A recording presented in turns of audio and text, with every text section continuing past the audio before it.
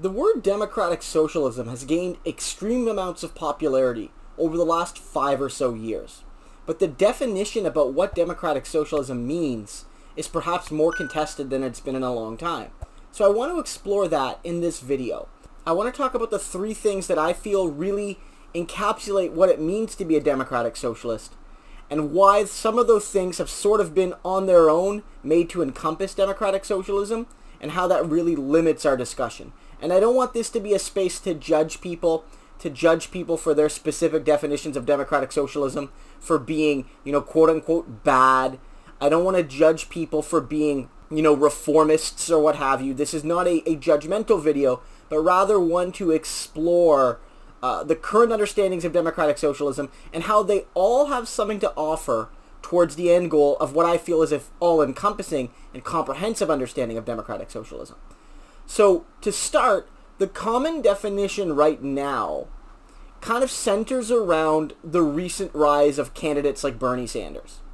And I'm a big fan of Bernie, 100%. But his definition of democratic socialism is a rather narrow one.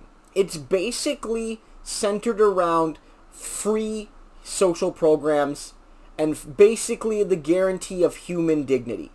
The guarantee of a minimum standard of human dignity through the decommodification of things like healthcare and education. You can even add to some degree like Elizabeth Warren's child care plan. Basically by decommodifying human necessities, taking them out of the market and guaranteeing them as universal rights to every citizen, you in a sense build a democratic socialist society. Again, I'm not judging those who hold that definition of democratic socialism, because I want to say very clearly that any democratic socialist society worth its salt will have all the sorts of things that Bernie Sanders and even Elizabeth Warren to some degree are talking about.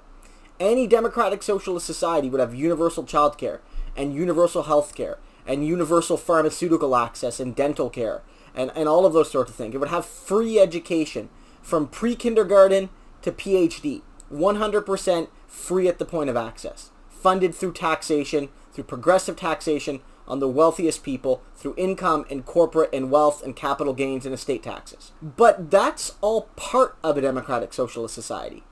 You can have a democratic socialist society without the Bernie Sanders vision.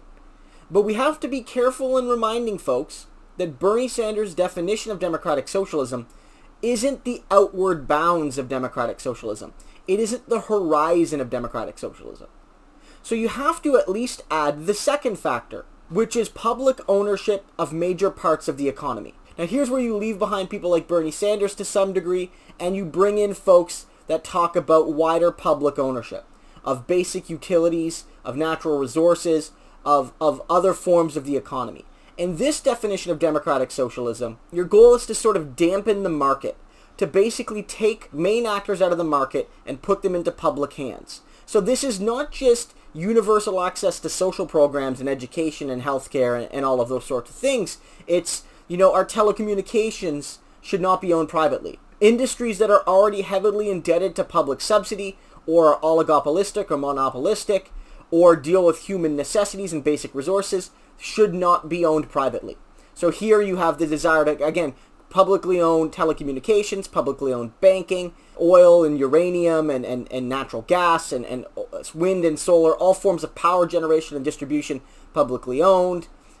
Basically, all forms of insurance, including auto and home insurance and life insurance, should be welded into a public system and not done for profit. Basically, the commanding heights of the economy should be owned by the state. And people define that as a brand of democratic socialism. And again, I have to say that those people aren't wrong. That's essential to a democratic socialist society. In my view, the absolute biggest and most monopolistic and most essential industries should be owned by the public and for the public interest. They should be owned not necessarily just by federal governments, but at times state and at times municipal government, depending on the specific context of the services needed and the type of industry. But again, we have to be clear. While public ownership of the commanding heights is essential to a democratic socialist society in my view, it again is only part of it. It does not constitute the outward bounds of democratic socialist society. Bernie Sanders' vision, public programs like healthcare and education and childcare and all of these things provided to everybody as a right. Democratic socialist, but not the outward bounds of what the democratic socialist ideology is. Likewise, public ownership of major industry, definitely democratic socialist, but not the outward bounds of democratic socialism. And that brings us to the final aspect, which I think really encapsulates democratic socialism. And that is the broadest possible concept of economic democracy. Now that's sort of welded into point 2, because I do feel, from my perspective, my understanding of democratic socialism is that the largest and most monopolistic of industries can't just be owned by workers or cooperatives. They need to really be owned by everybody. They need to be owned by the totality of the population.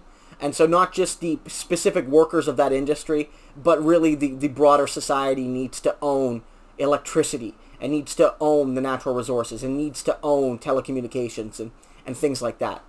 But individual firms in various industries, they don't need to necessarily be owned by the state. And in fact, many people would argue what makes a socialist society really socialist isn't just government ownership. There's that meme that goes around on the internet that, people say, well, socialism is when the government does stuff, and the more stuff the government does, the more socialist the society is. And of course, that's not true. We know that socialism is about more than government intervention and control. It's about democracy. And so we could expand that through worker and community and cooperative ownership of industry. And again, with the larger forms of businesses being owned by the state, either at municipal, provincial, state, like at municipal, regional, or federal levels.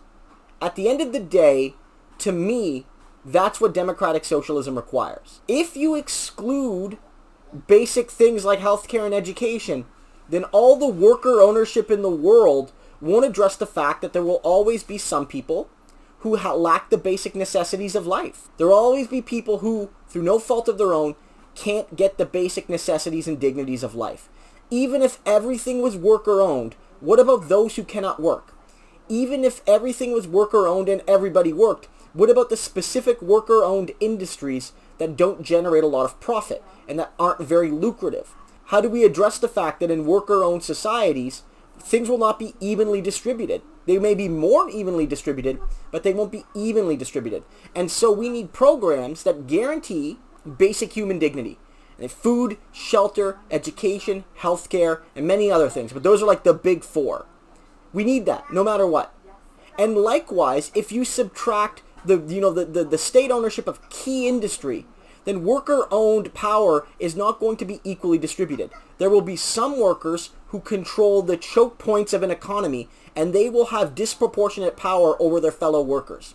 And so worker ownership will replicate itself into a class-based society, where those workers who control the commanding heights of the society through their worker-owned co-ops or what have you will have more power than those who own important but more superfluous or more decentralized or less lucrative industries.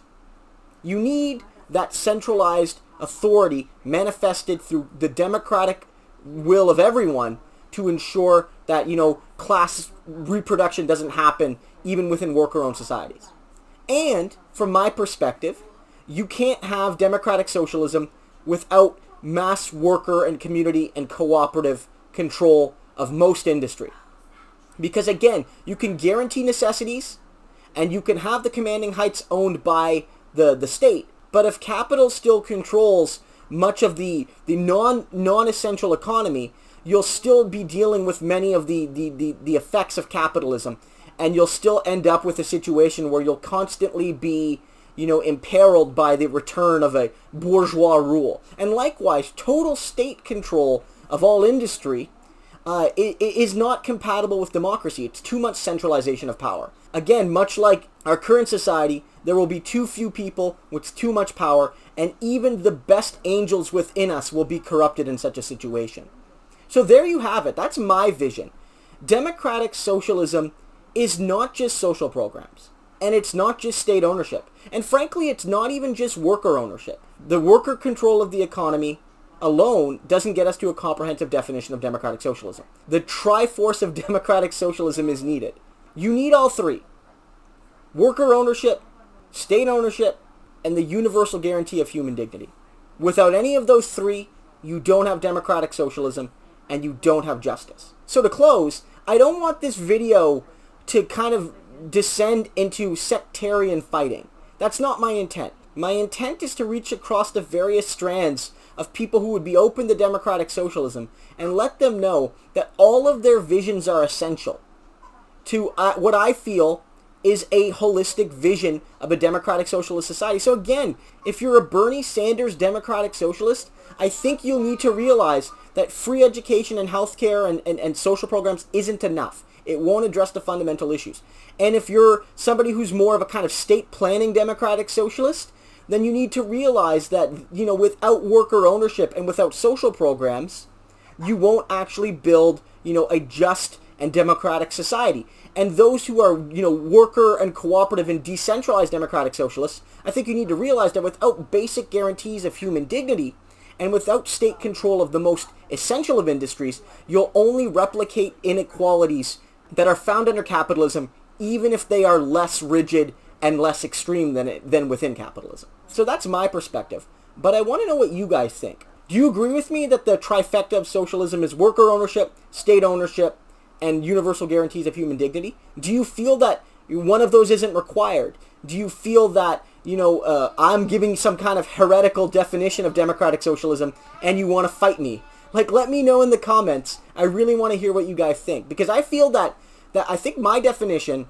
and I think this kind of discussion, is a way forward for various strands of the left who see each other as opposition, but in reality are actually quite well suited to be allies in building a just society. And I think it's important to say that no one of those groups has the key to building a socialist society.